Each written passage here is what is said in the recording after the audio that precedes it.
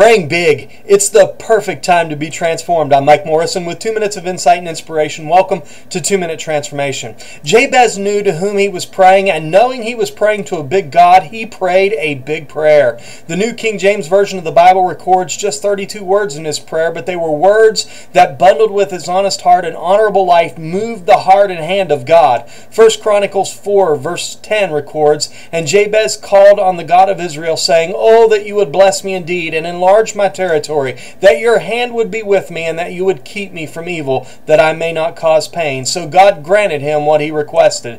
The first words spoken from his lips to God's ear were an acknowledgement that God has the power to bless him.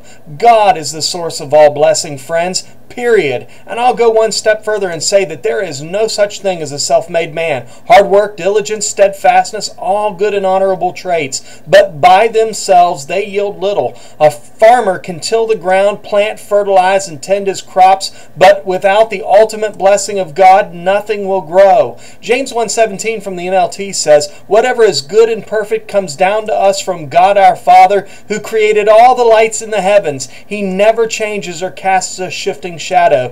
Jabez had a keen awareness of his need for God's blessing in his life. He asked for it emphatically. He said to God, "Bless me indeed." In other words, he wanted God to bless him with utter certainty, beyond any doubt, and in so doing, he could not ignore that responsibility that comes with such a clear blessing.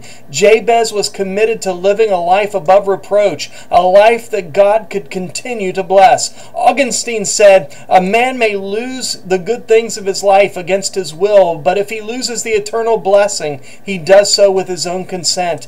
God, who never changes, is a rewarder of those who diligently seek him. He rains down blessings that are good and perfect. He is the source of all good things, so you and I can be transformed.